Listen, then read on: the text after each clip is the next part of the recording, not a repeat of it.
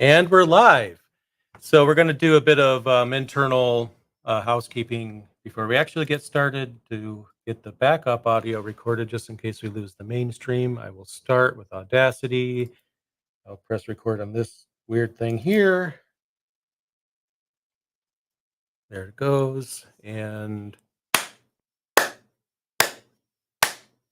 okay, I think I'm clear on my end. And mine. There you go. Cool. All right. Welcome to Enterprise Linux Security, episode number 98. I've been away for a bit. I was in Nova Scotia, Canada. I actually released 4 videos from that event. So the first one's my personal favorite, but I think these videos will be pretty cool because it wasn't just for the event. Stuff about switching to Linux. There's some helpful content that came out of that. But now that I'm finished with all that and I'm 20% caught up after being away, we're back and we're doing another episode. How you doing, Joao? All good. As always, a pleasure. 2 weeks away. It's another vacation. We often have these vacations. Yeah. But yeah, 98 episodes. We're almost hitting that round number there. Yep. And we have some more catching up to do. There are some interesting stories that came up, and we have a broader topic that we'll be covering on the second half of the episode. But the first one is probably one that, I don't know, made the more buzz in the past couple of weeks. It sounds like a really horrible thing at first, but there's a workaround that's extremely easy that I'll get to after. There is another workaround, probably not the one that you're going to mention, that I will cover. That's also very easy and bypasses all of this. So I'm talking about YubiKey and the EUCLEAK, and I hope I'm pronouncing this. YubiKey, I think it is. YubiKey. Oh gosh, who's in charge of these names? Could we find out? I need to talk to that individual. YubiKey. Okay, so YubiKey, the multi-factor authentication device, it's about USB pen size. You carry it with you, and you use it when you're trying to authenticate to, I don't know, secure systems that require multi-factor, and it's a pretty secure and convenient one. Yeah. And we recommend it. We've talked about it in past episodes. And it turns out that, like anything else, people started prodding and people started looking for vulnerabilities, and guess what? They found one. Apparently, the devices can be cloned, which is not something you're gonna enjoy if your key is supposed to be unique and there's not gonna be another one. Yeah, I mean, and let's be clear here. These are not devices where you could simply install a firmware update. The firmware, my understanding, is literally baked into the chip. That's actually one of the things that prevents this problem from being addressed on the keys that are already out there, is that the firmware cannot be upgraded. There is a secure firmware version on devices probably sold and produced after that date from early May that addresses the problem, but for the vast majority of YubiKeys out there, their firmware is vulnerable and there's no way around it. So what the problem actually is, and this is interesting, this is a side channel attack, meaning that the attacker doesn't necessarily go after the device or try to tamper with the actual functioning of the device in any way. It just looks at the data as it flows and looks at the electrical charges moving along. And apparently it's possible to infer the keys as that thing is happening, as the data is moving there, the device is initializing. So it's possible to read the information in it, take the data, and then write it to a different key, and you'll have a clone of that device. Right. Now, why isn't the sky actually falling with all of this? Because you need to remember that these devices are used in very sensitive situations, probably to see, and this is something else, probably to secure the top secret information, top secret access, all of that level of confidentiality. So in the places where you actually are required to use this type of devices, it's probably where it will hurt the most. But the reason why the sky isn't actually falling is that to get access to the specific pins inside of the device that you need to access to read the data, you actually need to open the device. If you've ever held one in your hand, yes, they're really tiny. they're small, and the plastic around the casing around it, it's actually molded. It's kind of melded around on the seam, so it's not something that you can pry open and then close back up again. When you open it, it's noticeable that somebody opened it. So Right. if somebody takes away your key, it goes through this process of cloning it. When it puts it back into your pocket or wherever you store it, it will be noticeable to the user that the key has been tampered with physically. And that's Right. why the sky isn't falling. It's not like you go to a bar at night, somebody gets a handle of this and clones it and then gives it back to you and you don't notice it. No, you will notice that the device has been tampered with. It's pretty visible.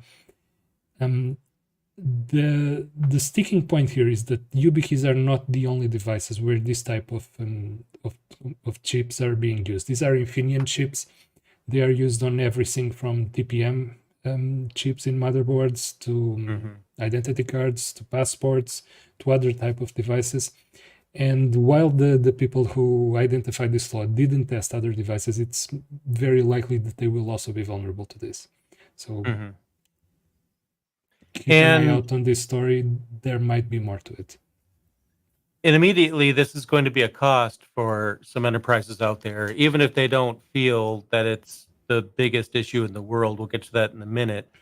We actually are kind of already talked about that anyway. The policy might be that they just need to be replaced. One of the articles mentioned that maybe YubiKey will offer the larger enterprises discounts or something like that. I don't really know. But, there's a cost associated with that, and there's also a time cost associated with that, and especially in the enterprise when if all a subset of your employees, a large subset of your employees have to re-authenticate with a brand new key, then that ties up your support for a little while. So it can be and it's something that's going to impact people regardless of whether or not we feel that the means of attack is something that could happen anyway, likely. Another thing that you need to keep in mind is that this is just one of the authentication factors. You still need the username and password to make an attack that abuses this. And as one author puts it, at that point you might as well bring out the crowbar and not for the device. So yeah. Yeah. And the workaround is simply this. If someone asks to, get a hold of your YubiKey, wants to check it out or take a look at it, just say no. That's it, and make sure your passwords don't leak. I mean, at this point, it's sometimes I wonder if some of these stories are just sensationalizing some of these things just for the sake of sensationalizing them. Yes, there's an impact. Yes, it's going to be a policy that enterprises will probably have to buy some replacements. But if someone takes advantage of this vulnerability, then I have bigger questions, and they all start with the user. There might be a bit more to it than that, at least from my point of view. In the places where you need the highest clearance and confidentiality requirements, which are also the places where this is more necessary, you could imagine that the threat actor with sufficient resources, and I do mean state-sponsored at this point, is going to go the extra mile to access, clone, and return the YubiKey. And they might have access to tools that let them simply mold another casing around it so that it will not be noticeable. Again, this is the type of devices where, while we advise everybody to use multi-factor authentication, and this is it remains a pretty good multi-factor authentication factor. Apologies for it does. duplicate there. You can see it as being, the moment that this becomes clonable, it means that lots of the security posture that you might have around your systems and around your services that require it just goes through the window. Right. Another thing interesting here is that this has been in the device for 14 years. It has gone unnoticed for 14 years. During those 14 years, YubiKeys have received dozens of security certifications. None of it found it. And those certifications were for the highest level of security users, and I'm talking defense contractors and the like. Right. So they were doing the certifications, nobody noticed this. It does call into question what are you actually trying to achieve and what you are trying to prove when you certify a device. Is it that it actually meets all of those requirements, or does it just meet whatever things you say about it? I tell you that this is Right. very secure, and you put a stamp saying, yeah, this is really very secure, but you actually don't test anything.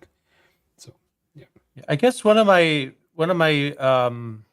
big issues with this is that, when they're sensationalizing something like this, meaning, it's one thing if it's remote code execution and everyone's vulnerable. Don't get me wrong, people are vulnerable to this. I'm not saying anyone isn't, but it just kind of takes away from the issues that I think are more likely to impact somebody. But we're going to talk about another story shortly that talks about social engineering, and some of the old ways are still just as effective as they are now. But we have security keys that are going to be sensationalized, and this is my main problem, like they're bad, like you shouldn't use them now because there's this big egregious problem, and now they've been owned, so to speak, and that might make people not want to use the security key. I want to be clear, even with this vulnerability, YubiKeys are still an effective means of securing your account. They just are. I mean, the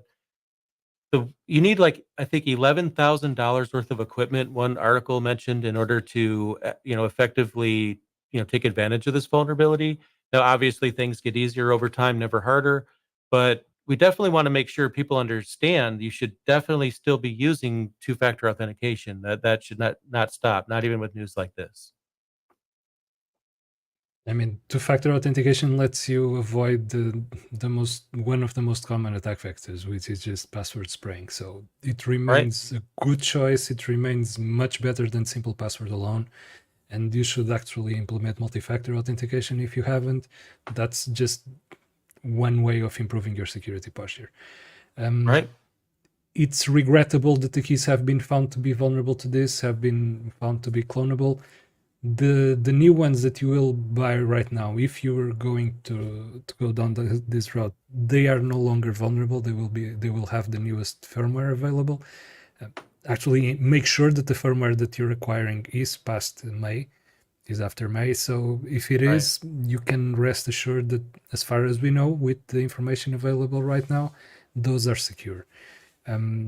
And actually, the way that those are secure is that they simply bypass that function that can be monitored, and they deployed new software to do that into the device itself, so it will not happen the same way as before. That will no longer be observable, and you have a different way of achieving the same thing.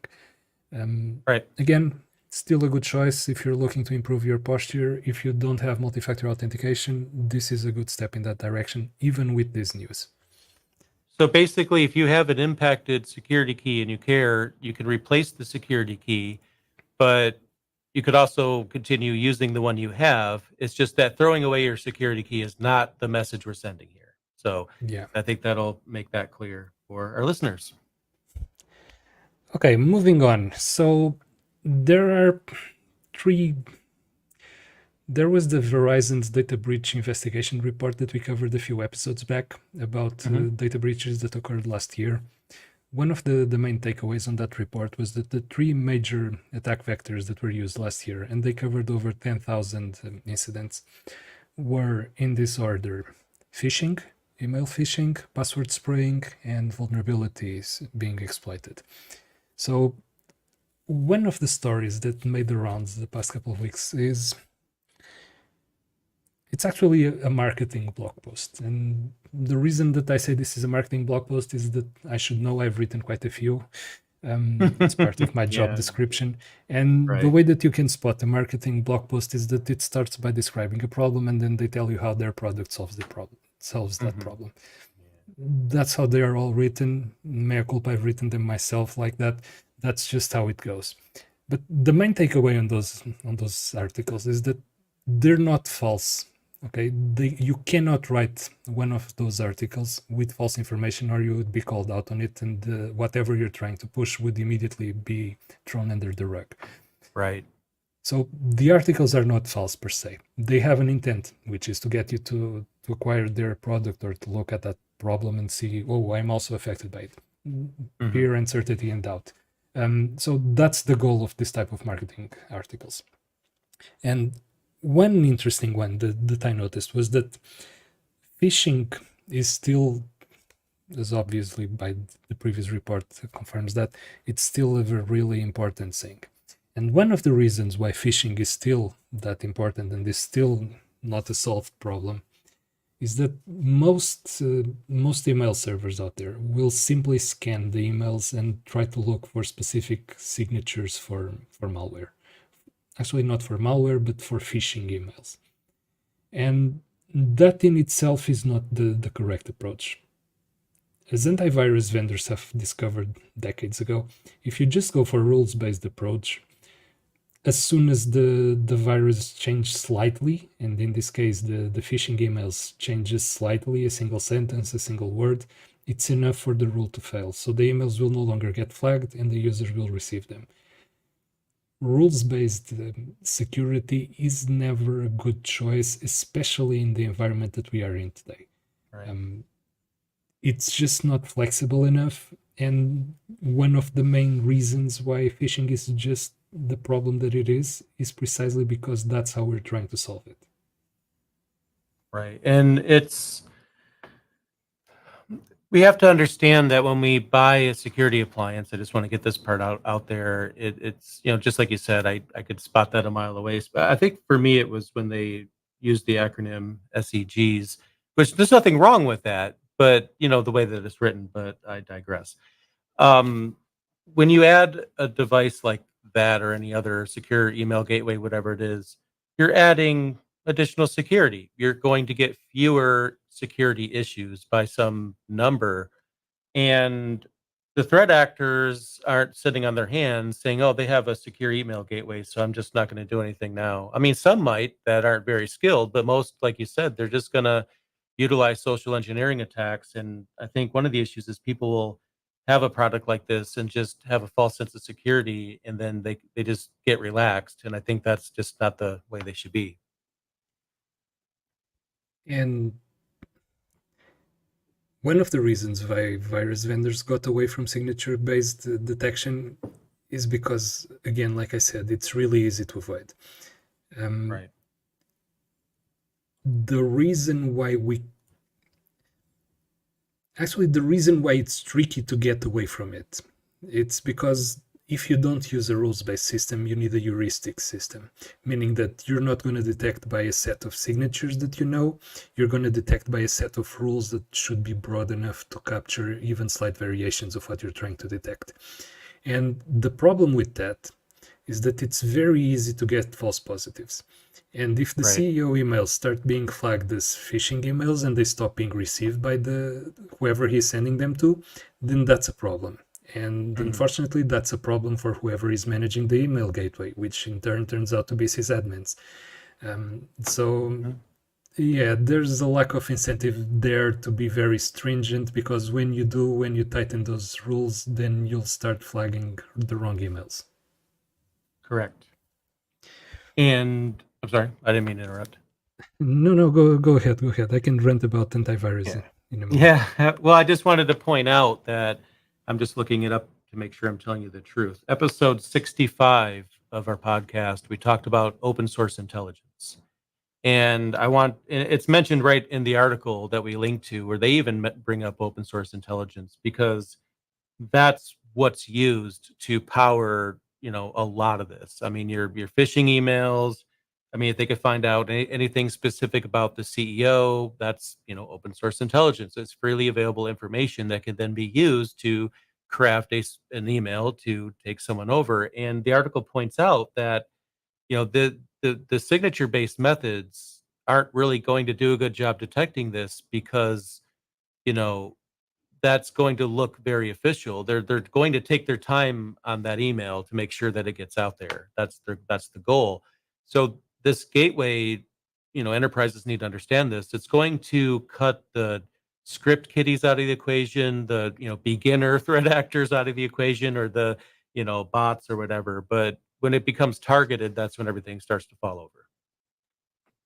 When the attackers start to use techniques like obfuscation, where they don't necessarily use the exact phrasing that you would expect, when they start calling things by slightly different names, so that if you're reading it, you don't get the change, and you also get the right meaning that they want you to. But the actual words are not written there. If you change characters for their UTF lookalikes, those kinds of Right. things. It's all ways that you can avoid this type of rules.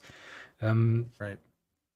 You mentioned the social engineering part, getting the information from freely available stuff online. Something else that's also touches on antivirus. It's the polymorphic emails. What that means is that the emails won't always be the same. Phishing is usually just thrown out to as many targets as possible, and you just want one person or a few person to click that link or to access that website that is in the email. You don't actually need everybody to do it. Mm-hmm. Rather than sending the same exact email to everybody, you'll make slight variations to the content so that each person gets an individual different email. It's going to be slightly different for everybody so that it avoids the rules, or if the rules just catch one or two, the others will still be received. Mm-hmm.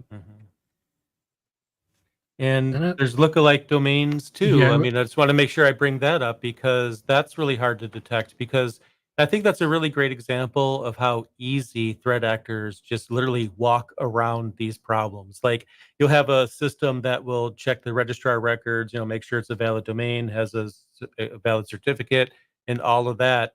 But if a domain is, found to be bad, I mean, it literally takes them as long as it takes DNS to propagate, because they just buy another domain. So all of that technology to verify, sources, and the threat actors, I'll just get another domain and use Let's Encrypt or something else to verify it. And they don't care if it gets knocked down or it gets detected an hour later, because they probably have 20 more of them that are already being registered. And lookalike domains will, be something like go0gle.com instead of google.com or something like that. And, we know when we see that one of the O's is bigger than the other, that there's a red flag there. But, your average person, they don't really look as closely, and they're likely to click on it. It's got the HTTPS, it's got the padlock or whatever they're doing now. Looks like a secure domain. It is a secure domain because the registrar or the threat actor bought the domain. It made sure that it had a legit certificate, and it really does look to the average person like it's totally fine. And even then, they could just simply have a simple link that has it spelled correctly, but the link underneath it is going to the wrong one. I mean, I can go on and on and on, but I think that's why this is so hard, because the threat actors they're not really put off by any of this. and the really insidious ones are the ones that don't even have a link and don't even have a payload on the email. It's just an actual English text email that says, hey, I really need your information. Go to my company's website and fill in that data. When that comes from a compromised account at a legitimate company that you're doing business with, that you're familiar with the person, and somehow that person got the account compromised, then you're going to trust that email. And it's phishing. Right. And you're going to follow the instructions, and you're likely going to go into a compromised website as well. That's how deep the rabbit hole goes here. And sometimes it's not even that difficult. Someone could literally just go on a company's LinkedIn page, find out who the IT admin is, find their Twitter account, and find out when they're tweeting about a vacation, and then just call the company. Hey, this is John from IT. I'm traveling with the family. I can't get my password, and there's something critical I need to access. Can you help me out? And bam, they have what they need right then and there. I really wish it wasn't that easy often, but it often is. The social engineering thing, I don't think, is brought up far enough, because we're worried about EUCLEAK and all these other weird names. And meanwhile, the threat actors are just asking for passwords, and the person on the other end is giving them away. Yeah. And the actual techniques that we have to try to address some of the problems with email spam and email phishing are SPF, are DKIM, DMARC, but all of those are based off of DNS. If you use a domain lookalike, then you own that domain, so you can configure all of those tools correctly for that lookalike domain, and they will function properly, and they will say that the email is perfectly valid and passes all the security and all the signatures check out. So yeah. I really don't see a foolproof solution to address phishing anytime soon. We're going to continue to be hit by this. Um, and this actually ties into the last topic that I would like to bring up today, which is what's the limiting factor for your infrastructure? And I love this topic. I love this a lot. The immediate answer might be, well, stupid. It's the amount of money that you can spend on it.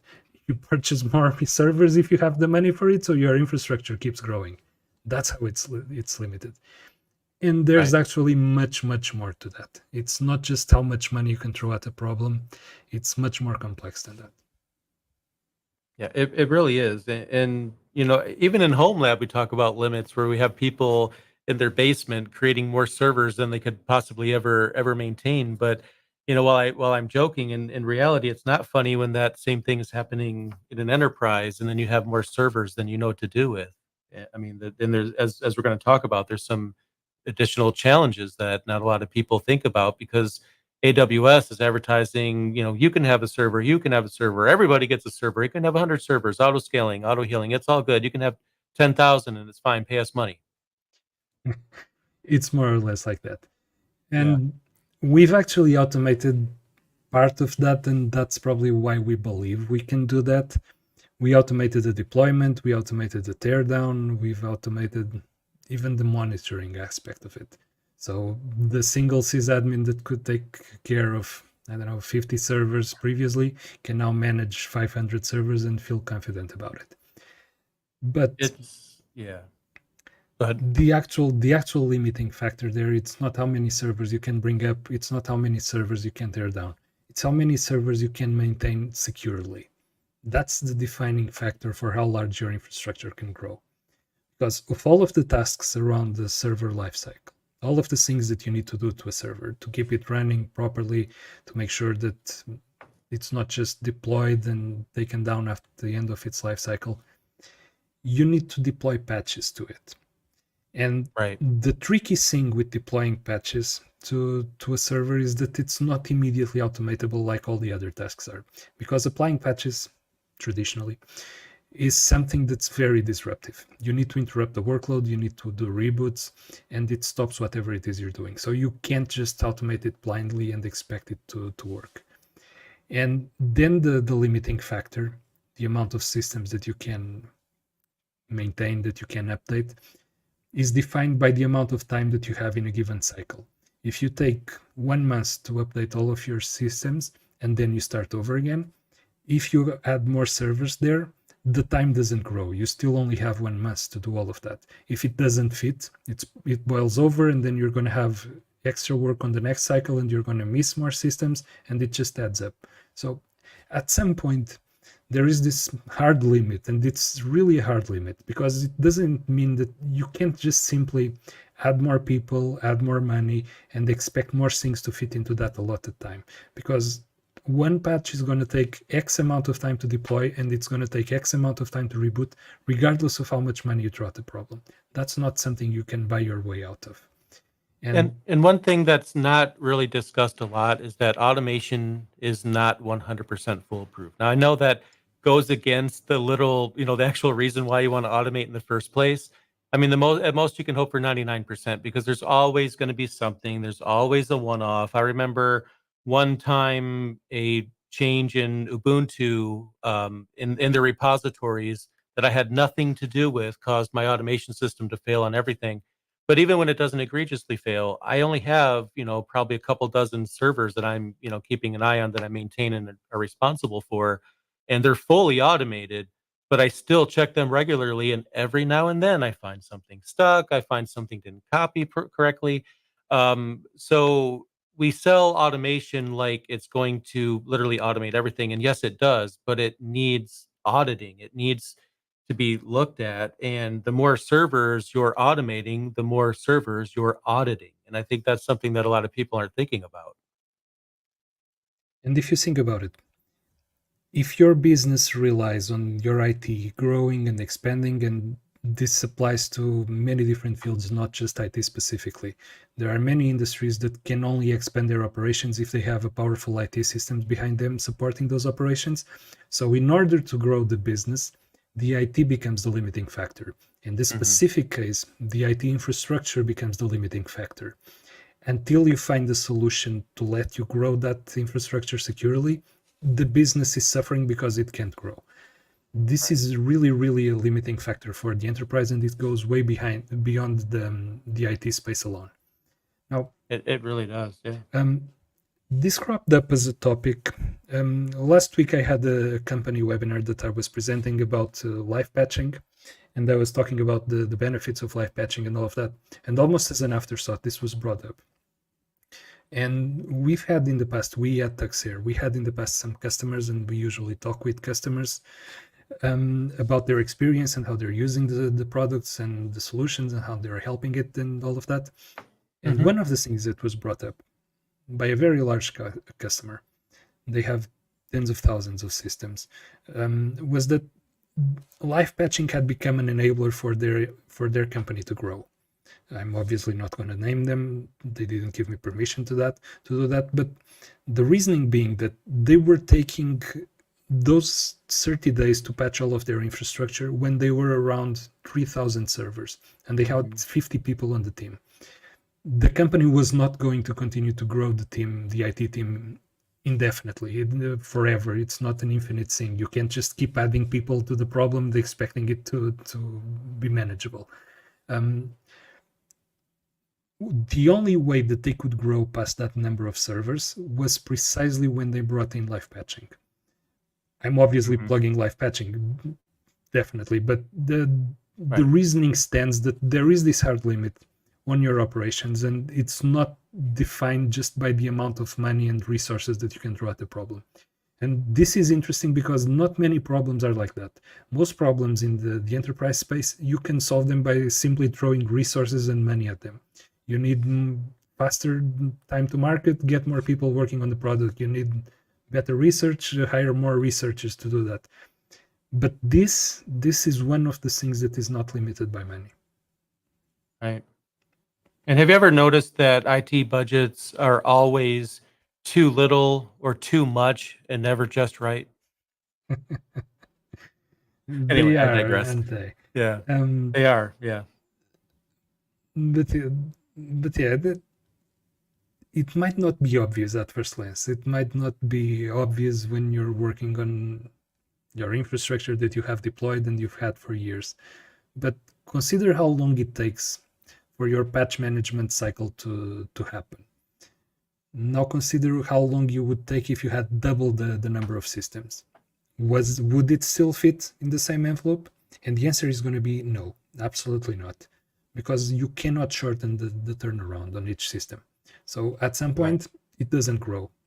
And if nothing else, then this is something that you need to pay attention to if your company experiences any type of growth, and they all try to at least.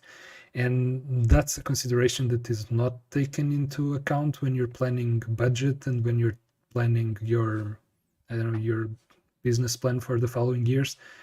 But it should. If you rely on IT as an enabler for the business, you need to account on how IT can grow. And there are several limiting factors. This one is really tricky to tackle if you're trying to do things traditionally. Because as you were saying before, automation is great, and automation has got you this far, but it cannot get past that point because the limiting factor then stops being the automation and becomes the security of the environment. How can you keep it secure? You can infinitely grow the servers on AWS. You could just need to click on that add server, and you can get as many as you want. But will they be secure? Will they receive timely updates? Will you be able to get actionable information from all of them? Will you be able to respond to threats on all of them? That's your hard limit. You also have to consider silent failure, especially with your patching system. I mean, if you have 500 servers or however many, are you sure that, any one of them didn't fail silently to get that patch and that one server? I mean, imagine a load balancer where a threat actor only has to keep refreshing the page over and over again to hit the right server that isn't patched because it silently failed, and then they're in your system. So my challenge to our listeners that have really amazing automation systems is this: if you automate or audit it, can can you find anything that's silently failing? If you don't, then you pass. But if you do find things that are silently failing, then it's proving my point. And I feel that, a certain percentage of the audience will probably look at their automation system and find exactly that, something silently failing. And the more servers you have, the longer that auditing process is going to take you. So, and it's exactly to your point. And it's interesting because you will only spot this problem in your environment actually when you go over the limit. When your team comes back to you, okay, we haven't been able to finish the patching and we need to start over again because there's a new vulnerability or the cycle needs to be restarted or critical servers need updates again. And that moment right there, that's an eye opener. It means that you just stepped over the amount of systems that you can actually manage. Throwing more people at the problem won't solve it. The time is still the same. Throwing more money won't solve it. You'll need a different approach to it. You'll actually need to change the processes. And in a field that likes new technology like IT does, it's really interesting to notice that people are they frown upon changing their processes. So changing the way things are done is harder than you think. Convincing people that the new way is better than the old is really tricky.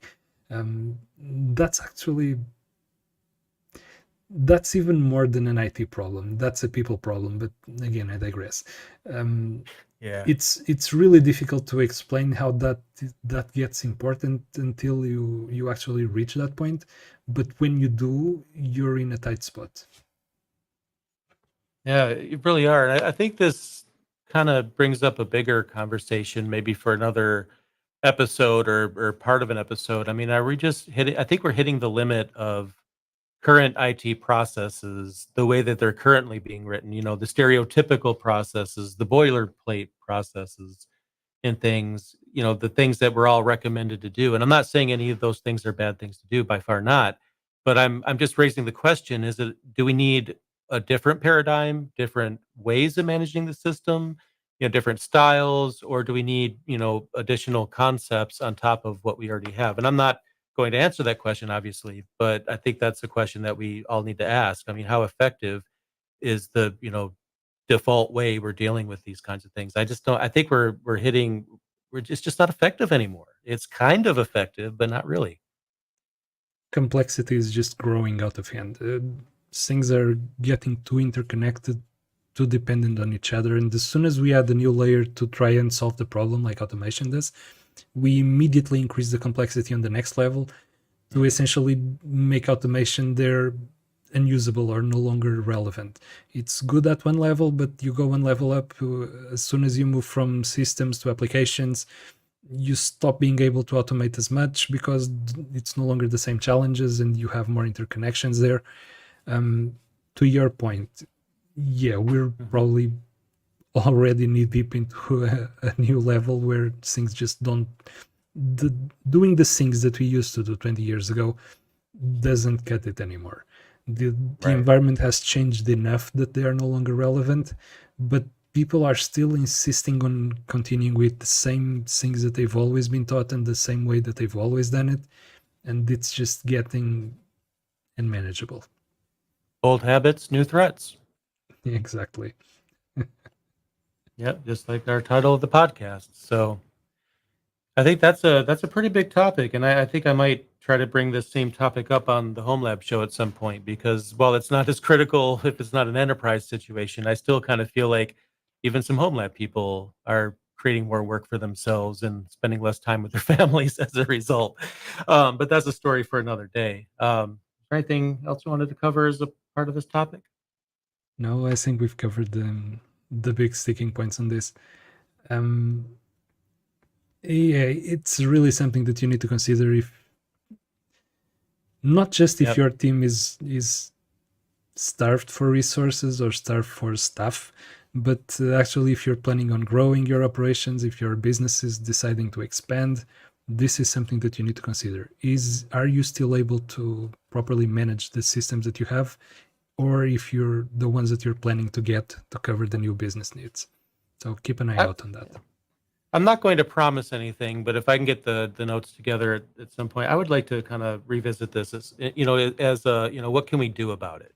We talk about auto scaling limits, budget limits, and all the things and some of the general things that can be done about it. Obviously, we don't know every solution in the world because, we'd be on a yacht if we did. But, what we will do is give you, enterprise advice from people that were in the trenches and still are in the trenches. So maybe that's the topic we'll cover again. I'd like to. Same. Cool. Thank you, everybody who joined. As always, it was a pleasure. And until the next one. Thank Bye. you.